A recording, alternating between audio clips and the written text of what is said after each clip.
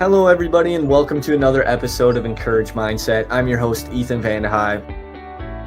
Today, we have an exciting guest today in Flavio, and he's going to be talking about self-development as always, mindset, motivation, and so much more today in this episode. And I'm excited to welcome him to the show. So welcome, and why don't you share a little bit about your story, what kind of got you to where you are today a little bit, and just, welcome once again. Okay, thanks, Ethan, for having me. Really excited to be in your podcast. It's my first experience, actually, so I hope that it goes through easily for me. Absolutely. So, as you said, my name is Flavio Strianese. I'm originally from Argentina, but I've been living in the US for the last couple of years. I moved around a lot. I changed careers a lot. And in the last couple of years is when I actually found my sweet spot. And it took me a lot of self-discovering, banging my head against the wall several times. Even people around me telling me, hey, don't go that way. But I'm kind of those that need to walk the path to actually know what I want and what I don't. So I originally studied law. I specialized in tax law for more than 10 years. That was in Argentina. Then I decided to move to the UK. I moved to London. I prepared myself. I studied a little bit of hospitality before going, switched to hospitality, found that it's a little bit of my passion. Started basically waiting tables until I ended up getting offered a full-time job at the hotel I was working in, and then moved into night audit. So it was a little bit more like the previous job that I was doing in KPMG. And then I moved back to Argentina. I couldn't work in hospitality, which was pretty frustrating for me because I didn't study hospitality, so I needed that certificate. And not being able to get a job.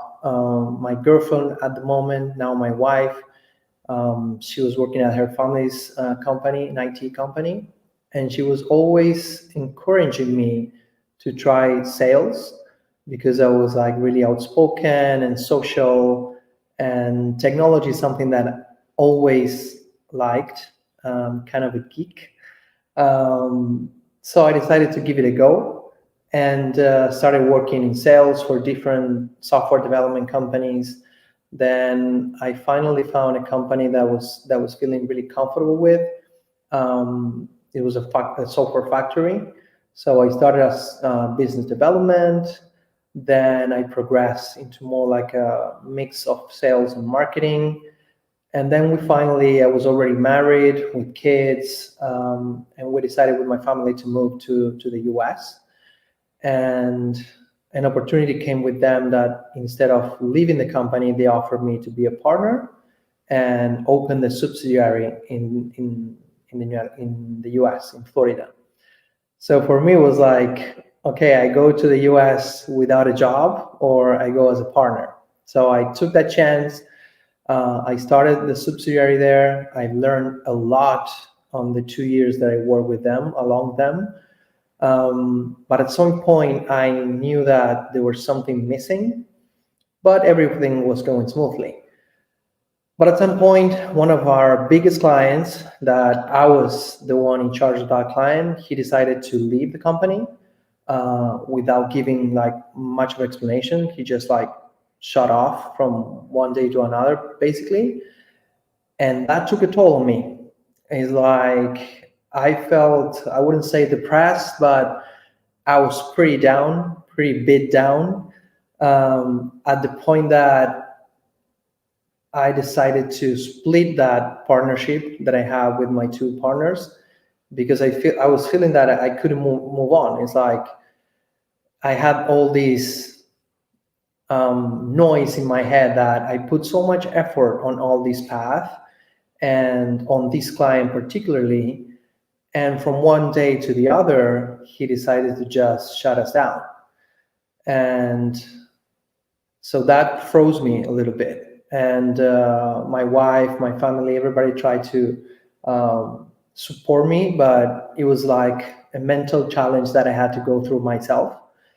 And from that, I think that I've learned the hard way that business is business, that you do not have to take it personal, because for me, it was like he left me. It was like almost the breaking up of a relationship, and I took it pretty hard. So after I would say a couple months of grieving my breakup, I decided to reach out to him actually, and to sit down, have a lunch, and talk about life and maybe the project.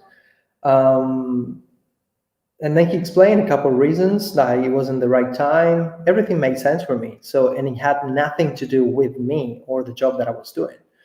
I ended up becoming friends with him. So actually, last week or 2 weeks ago, he had a little girl. So I'm still friends with him. He sent me his picture introducing the little girl, and uh, and that resonated a lot with me, in terms of, we often entrepreneurs take everything personal, and that takes a huge toll mentally when somebody says no on, or when we invest so much energy into a relationship that then for some reason the cracks start showing, they start to put in distance, and then it's like, wow, what's going on here?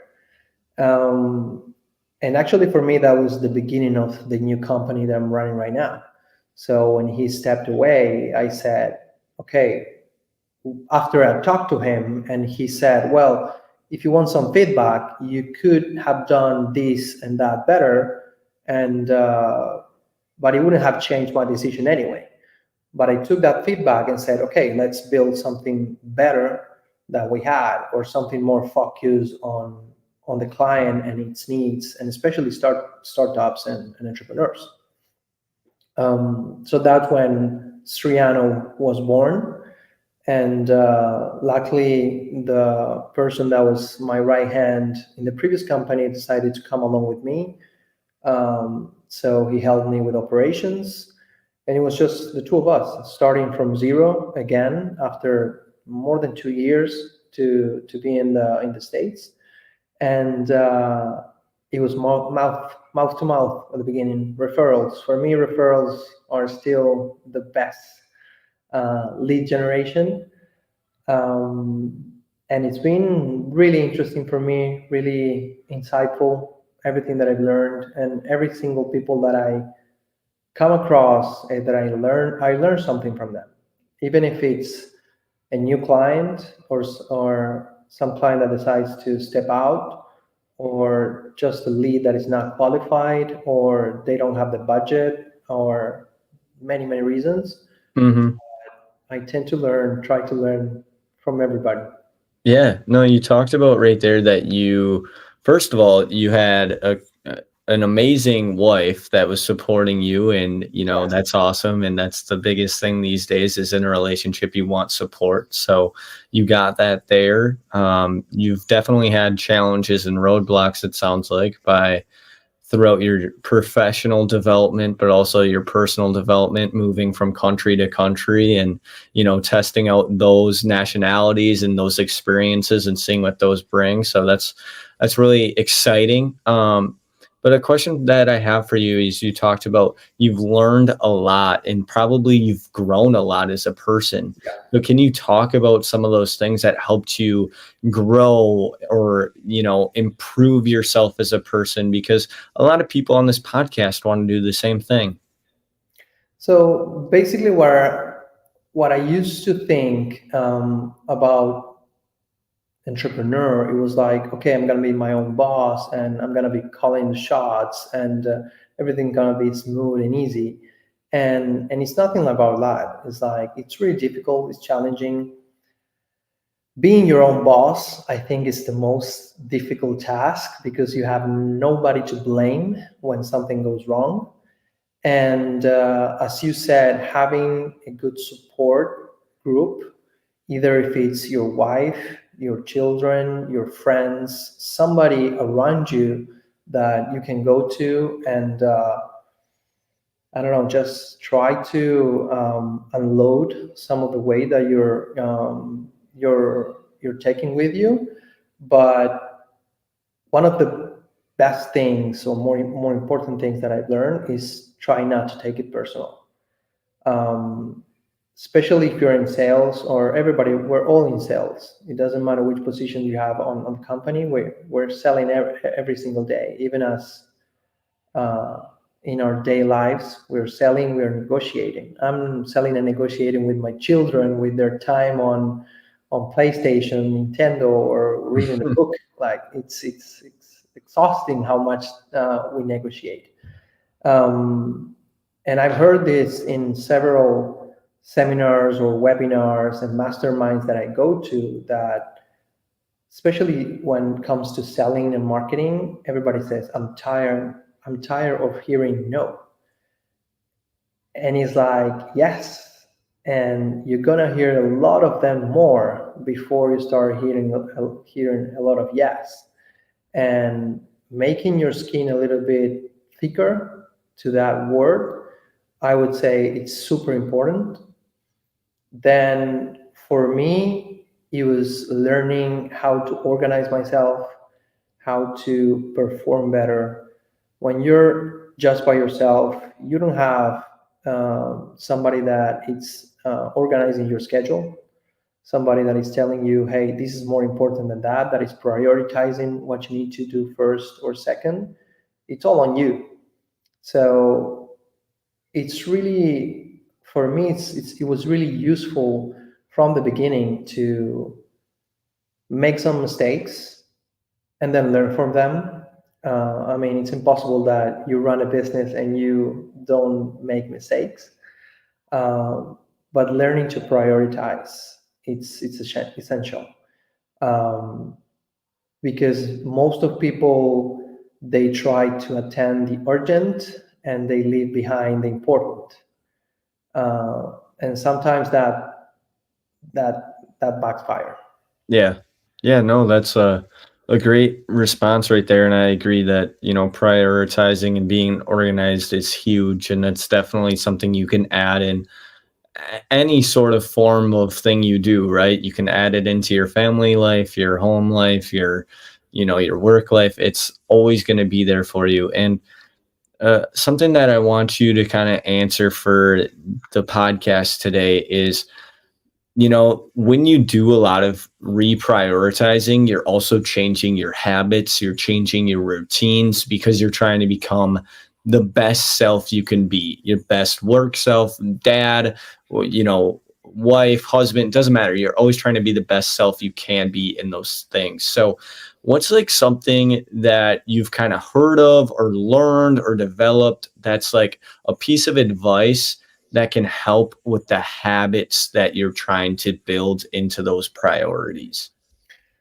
So at the beginning for me, it was difficult to incorporate new habits because I was really used to the 9 to 5 schedule of a regular job. But sometimes, so the first thing that I've learned is like trying to find my best performing time. So when during the day I was more active, or my mind was more clear, and and I started reading a couple of books. I came across the 5 a.m. Club, and I started actually practicing it. And I discovered that I'm in the morning, like really in the morning, my head is more clear, everything is quiet, so I have time for myself, and I get my day organized. So I normally get up at 5, I have something to eat, I go to the gym, I then check my emails, check my agenda, and by 7:15 I'm already having breakfast with my family, which before I couldn't do. Yeah, So now every single day I get to have breakfast with my children before they go to school, and my wife. that's Uh, awesome. yeah, after that I start my day. So I already erased all the spam from my folders and messages. And I know what's my inbox is the things that I need to look really deep and answer. Yeah, Um, you talked right there, about a lot of really cool things, and I hope that one day I get those opportunities, and a lot of other listeners get that opportunity too. But before earlier in the podcast, you talked about how you went from being in law to tech, which is really cool, and that's a journey that requires diverse expertise, right? So what's some of the biggest challenges you faced during these career transitions? Because you kind of talked about you hopped around a lot, and yeah. what are some of those challenges, and how did you overcome them? Well, all these changes is something that I'm honing on today to actually help my clients, and I'll tell you a little bit more about later. But basically, studying law, especially in Argentina, it's a six year career. You have to read a lot because we're different than the States. The States is you're running with common law, so you're based more on cases. In Argentina, we have actually codes of conduct, like different, like for criminal law, civil law, and all that. So it's like books and books and books that you have to read and study. So I got used to it. I got used to reading new stuff, learning new stuff, and I was always curious about technology.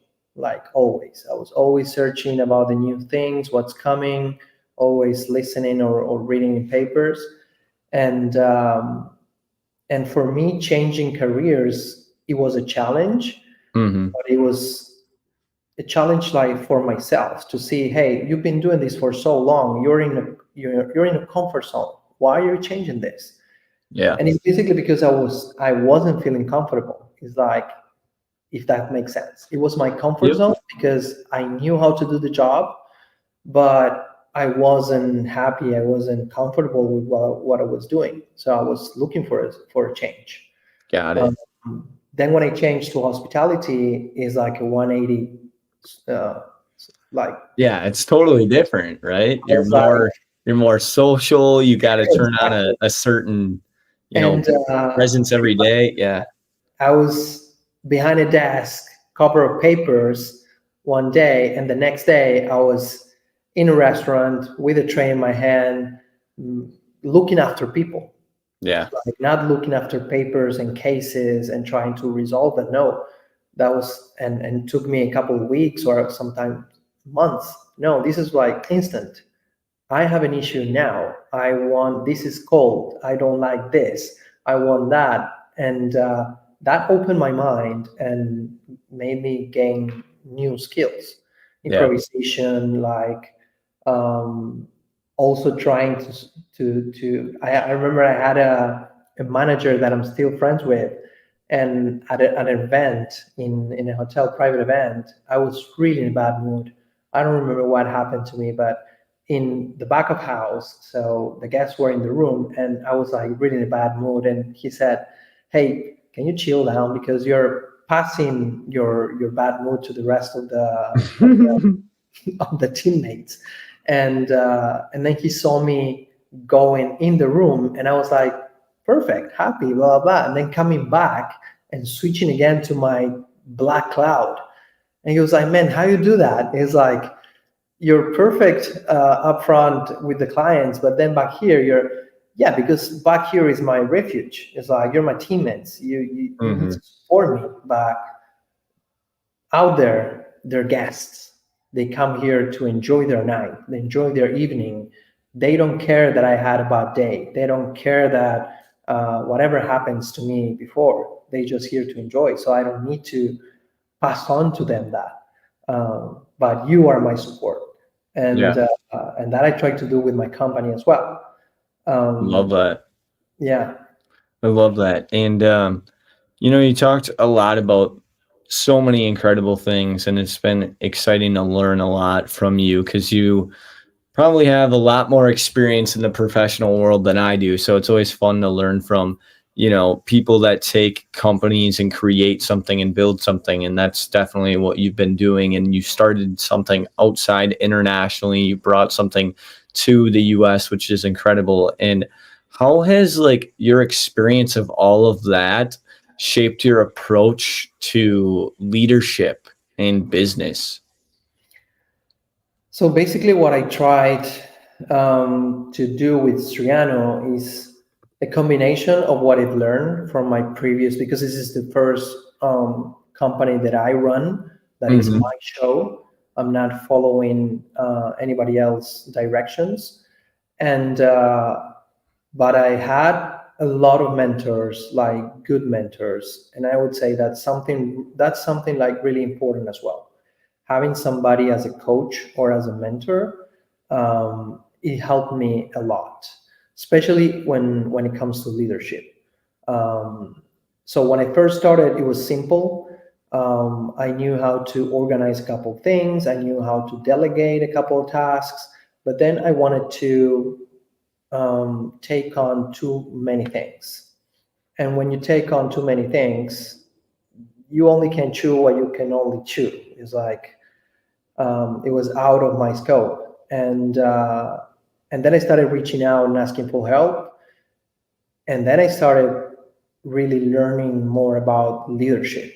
So leadership is not owning everything, is not setting up the rules and tell everybody what to do.